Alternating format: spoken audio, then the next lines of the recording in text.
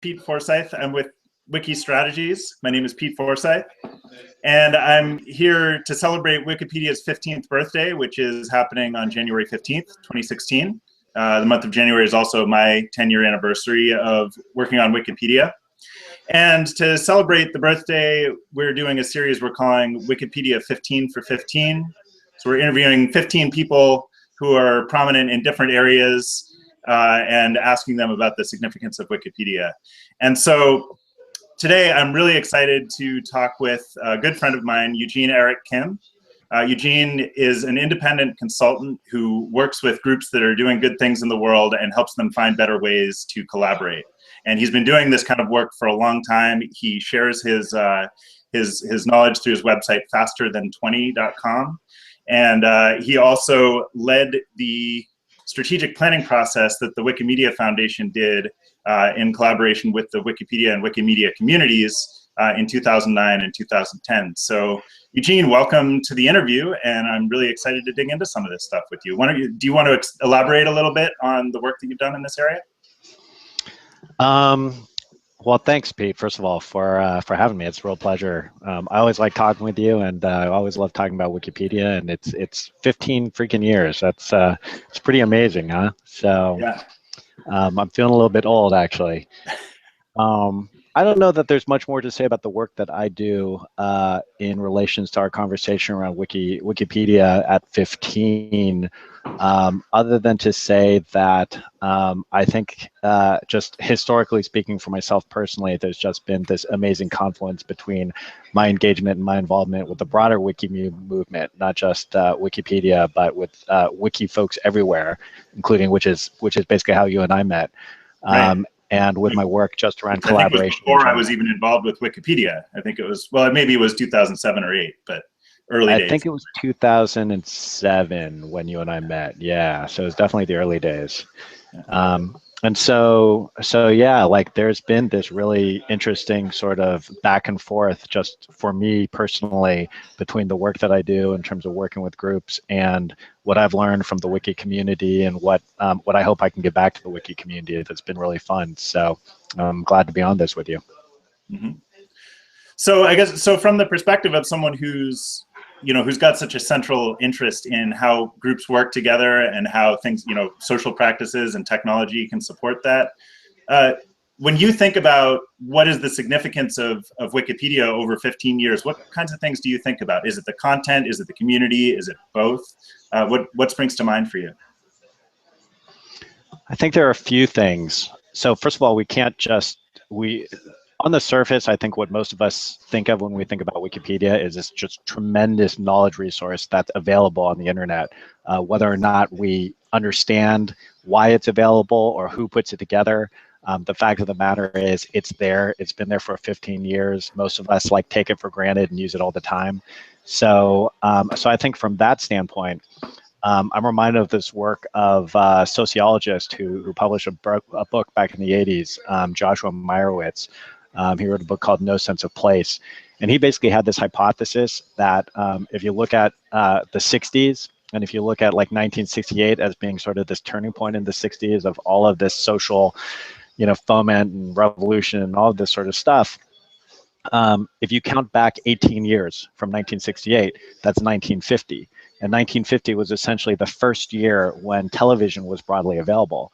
So he had this kind of hypothesis that in 1968, all of this stuff happened. And one of the reasons why it happened was that was the first generation that essentially had grown up with television. If you extend that analogy further and talk about the first generation that grew up with the internet, and maybe extend that even further and say, what's the first generation that's grown up with Wikipedia? And when do they turn 18 and what happens then?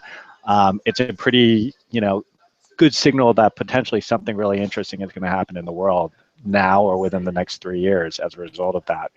And I think, whether or not we've seen a lot of social transformation happening over the past few years, but regardless of how much of that can be attributed to Wikipedia or whether there's more to come, which I'm sure there will be, the fact of the matter is all of our lives have changed significantly just by the presence of this resource, which I think is just amazing. Yeah. Right. Yeah, absolutely. I mean, the whole idea of how we access even the most basic information is so radically different now, right? I remember so distinctly, like I would hear a reference to something in a movie, or someone would bring something up in conversation, in the 80s or 90s when I was in high school and college and beyond. And if you didn't know what it was, there was just really no hope unless you wanted to go and spend hours in a library or something. And even then, if it was a pop culture reference or something like that, you weren't going to find it. You just had to ask someone. It was a really different world.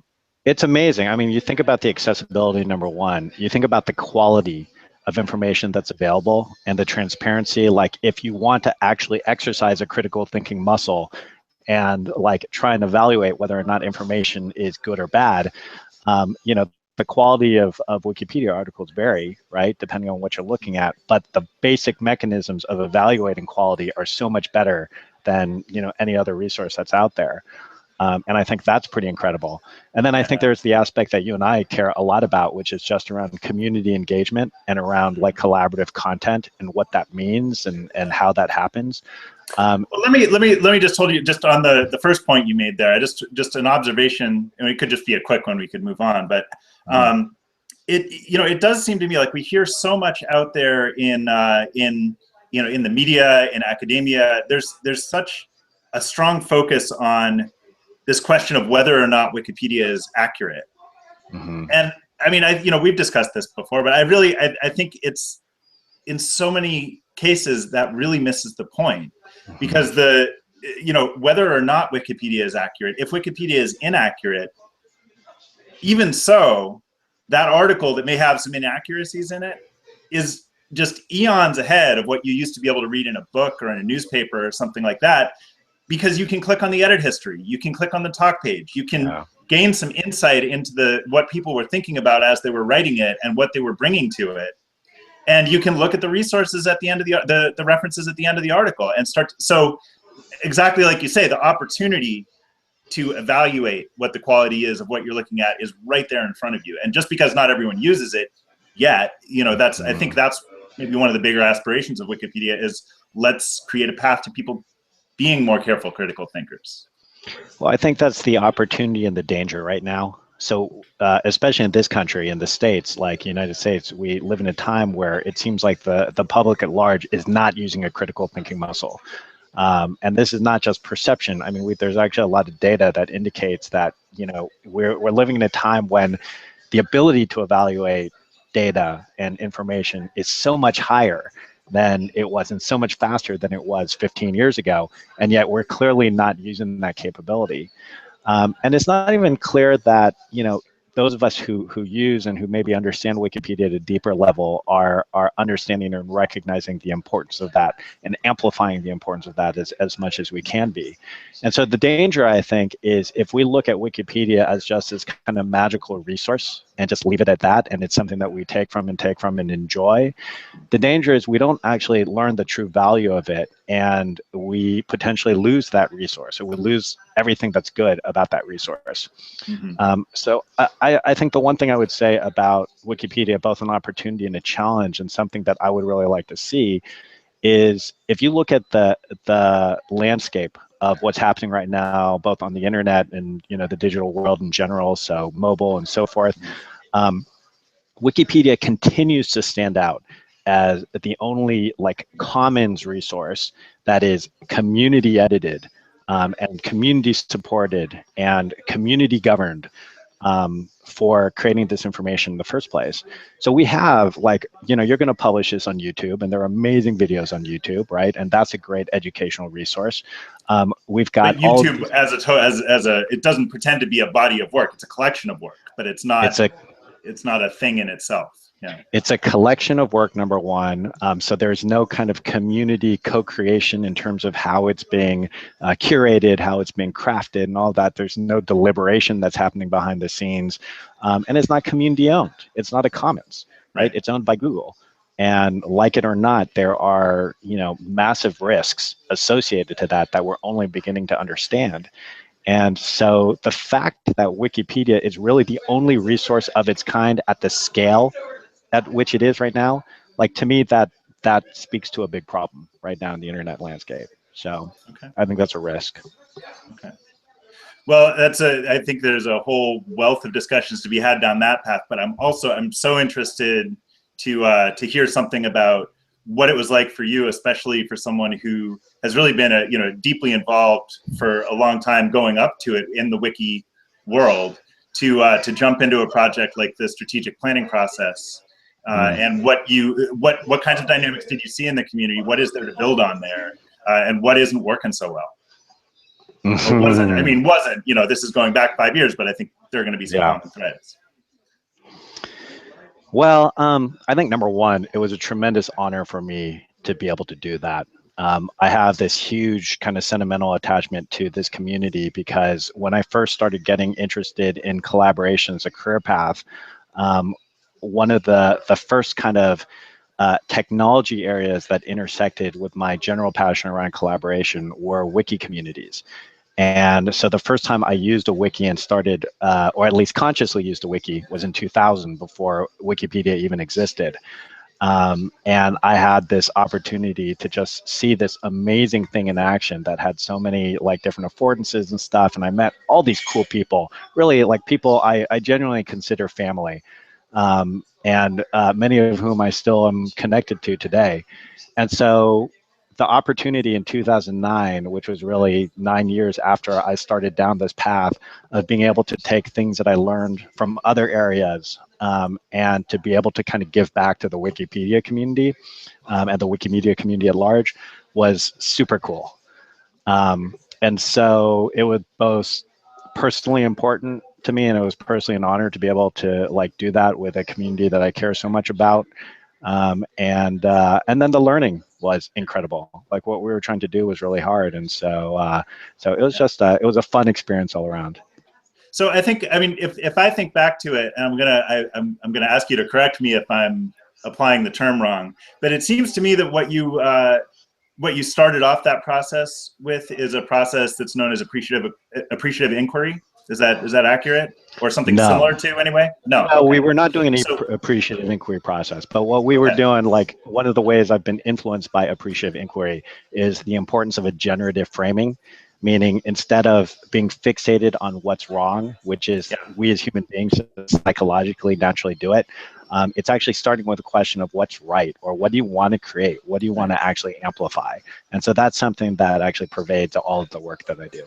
Mm-hmm. Yeah, I mean, I just remember like you put up a wiki and encouraged people to create proposals, and proposals, as I remember, it could be for, there's this one page that a bunch of people use, and if things were organized a little better, this little thing could work better. Here's a whole vision for how the Wikimedia world could work differently, and everything in between. And it seems like there was a process of maybe a couple of months of just generating ideas and then guiding people into a process of commenting on each other's ideas. And that all became kind of the raw material for, okay, at this later stage, how are we going to start building a strategic plan that incorporates at least some of this? That's tactically what we ended up doing, but it was framed a little bit differently. Okay. So it wasn't really about like starting with a bunch of ideas, like it wasn't like let's brainstorm and let's build on it. It was actually more about like let's listen to each other first, because the reality of the community is that everyone who's engaged with the project already like has some like deep-seated ideas that come from a lot of experience on the ground. And if you're going to do any kind of strategic process like that's community oriented, the first thing you've got to do is listen. Yeah, and I mean, I just like that right there is so, the Wikipedia world is so inundated with information. I mean, the internet in general, right? But Wikipedia, you've got email lists, you've got multiple wikis, you've got multiple languages, you've got, people saying on the stuff on their talk pages and essays and policies and guidelines. And sometimes listening it's so hard in the Wikipedia world, right? Yeah. I can imagine that being it's important, but I can imagine it being a really steep mountain to climb as like sort of the early stages of your process. Well, it's interesting. Like, so the way I do my work now is so different than I did 6 years ago. And of course it's been strongly influenced by all the experiences I've had, including that process. And when you're thinking back, this is the first time I've even had a conversation about that initial process. I don't even know how many people remember that process today. But when I think back to it, it actually, there were parts of it that worked amazingly well, beyond my imagination, especially in terms of like the curation and the translation in particular, the number of people who are contributing in different languages and then translating other people's ideas into different languages, which was just, it was so cool to just like sit back and watch. But then the parts that I think were more challenging were, number one, what you just pointed out about the challenges of listening, which is so core to effective collaboration, right? We all know that, but actually being able to do that is hard. And then the other kind of capacity that I was trying to facilitate and that I was really trying to encourage in terms of getting people like thinking in this way is the difference between tactical thinking and strategic thinking is when you're thinking strategically, you're connecting your actions to an underlying purpose, right? You're asking the question why, right? And in a lot of ways, what you want to do is you want to keep asking that why question until you connect it to the larger overall purpose of what Wikimedia is trying to do. So if like I had this idea, you know, I'm particularly focused on offline versions of Wikipedia, for example, and I have my own personal reasons for caring about it, and I have all of these ideas of how to improve the data source so that it will be easier to generate offline versions, I'm going to share that idea. I want you to stop and ask questions. Okay, why do you want to do that? How is this going to advance a movement? You know, what is going to happen as a result? And the more we get people asking about the why question, the more we start connecting things to purpose, to priority, and then the more we can start acting strategically as a movement. What we found in that process was that was actually really hard. Getting people out of the box, like out of sort of their little worlds and what they were focused on, and into these broader questions about why we wanted to be doing this work in the first place was the fundamental challenge in the whole process. Yeah. Yeah. Okay. So, you know, ultimately, you know, I guess we're like in the interest of getting through, you know, keeping this reasonably short. I mean, ultimately, you did produce a strategic plan. It was, you know, in effect, basically from 10 to 2015 or 11 to 2015. 5-year plan. Yeah. And you know, it's been, I think, highly influential. I think it maybe could have been more influential in the implementation, but I mean, my business, Wiki Strategies, explicitly you know, endorsed it, and we try to align what we do around it. And the Wikimedia Foundation's grant programs you know, make explicit reference to it and require people to talk about it when they're applying for funds. So you know, so what do you think of this? You know, we have had this tool that's helped like a huge number of very different groups and different people keep their efforts aligned. It's, you know, maybe it isn't the thing, but it's at least an important part of helping them stay aligned in what they're doing. And now that, you know, I mean, it's still there, but it was never designed to go beyond 5 years. And I think that anyone looking at it now might define the problems differently, might put more emphasis on mobile, might put more emphasis on the community processes, which are really the unique thing about Wikipedia, right? That it's, I think like, at least in my view, it was a little bit too much looked at as a technical thing where, you know, all big websites are technical at the core. But anyway, I mean, so what do you think would be like sort of good next steps for the Wikimedia movement to take in a strategic direction to kind of make sure that we can continue to stay aligned and do good work? Wow, that's a really good question. And it's a really big question. So I think the reason why I believe so strongly in collaboratively co-created strategy is that plans in and of themselves are not important, especially in this day and age. In fact, the reason why most strategic processes fail is that the emphasis is on coming up with a plan, and very little time is spent on actually like execution, learning, all of those different things. And so my hypothesis going into 2009, 2010 in this process was we weren't just developing a plan. We were creating ownership over the plan, right? Because if I create something, I'm invested in it, and so I might actually want to follow through in it. Absolutely. And I don't think we've mentioned in this conversation that I think everyone who was involved appreciates the importance of there being 1,000 people who engaged in a pretty substantial way with that. Right? It wasn't just a small group of people developing it and then getting the buy-in of 1,000 people. It wasn't 1,000 people just, you know, answering a little question here and there that then get considered by the rest of the group. It was some continuous engagement, at least by a substantial portion of that. Well, and I want to speak to that too, because I do think in terms of what needs to happen next, I think that's a really important point. I'm gonna hold on that point and just say one other thing, and then go back to that point. The one other thing I think that's important in terms of strategy, in addition to having that like stake in the ground, like that feeling of ownership over whatever is created, the other thing that's really important is the capacity to act strategically. So simply having a plan, even if you buy into it, like I can plan on losing 30 pounds, you know, in 2 years from now.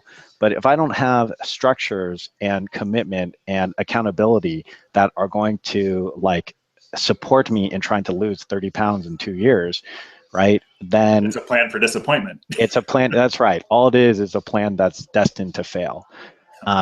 And so the theory, again, behind having people participate in a strategy process is you are creating the capacity to think strategically and hopefully act strategically too. And so by the time the plan is done, people continue doing that. There's a habit that's created and the community is able to iterate and to adapt and do all the things you wanted to do. That clearly didn't happen over the past 5, 6 years. And we could talk about, why that may or may not have happened.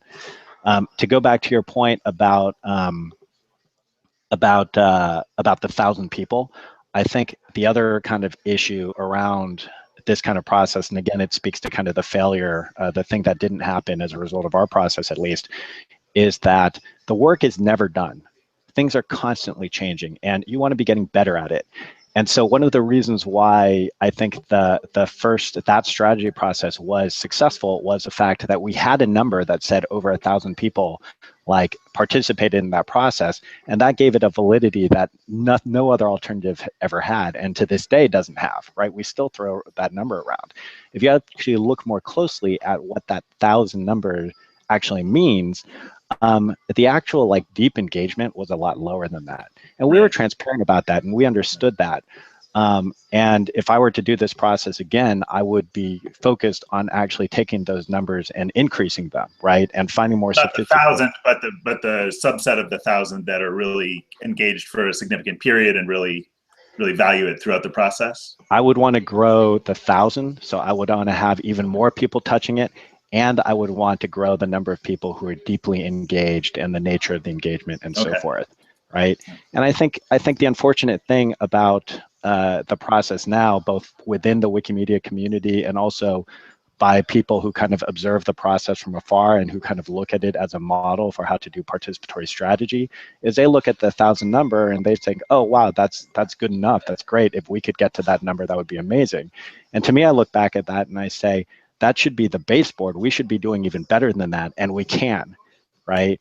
And so I think that's the opportunity. Like, how can we engage even more? How can we listen more to each other? How can we be more adaptive? How can we do all of these things a lot better? Right. Okay. Well, my last question was going to be about what do you see in the next, or what do you hope for in the next 5 or 15 years of Wikipedia? And I think you just gave us a good solid idea of what that might include, but is there anything else you want to add to that before we wrap up? I would say that the community itself is still grappling with what it means to be collaborative, what it is that they do that is so special. And I think people at large, society at large, still do not understand what makes Wikipedia so special, or they only understand it at like a surface level. And so my hope is that people start valuing Wikipedia as a resource, not just of like this magical like content that's easily accessible to people, but as a model. Something, and that's your diligence to contributing. Exactly. So if we look at it as a model for how to be deliberative collectively and much better, I think the world would be a better place. And that's the thing that I would really like to see. Well, I could not agree with you more. And I think that's a fantastic note both to end on and also to launch us towards our conversation this weekend, where we're going to have a panel discussion at the birthday party that we're having for Wikipedia at the Wikimedia Foundation. That's also going to be live streamed. Eugene will be there, and several of the other people that I'm interviewing in these videos will be there. So we'll have an opportunity to talk about it some more. If you're able to come in person or stream it online, you'll have chances to comment or ask questions. So please join us again. Thanks, so Eugene, Pete. thank you so much for joining for this. Yeah, We'll thanks for having me. Fantastic. All right, bye-bye.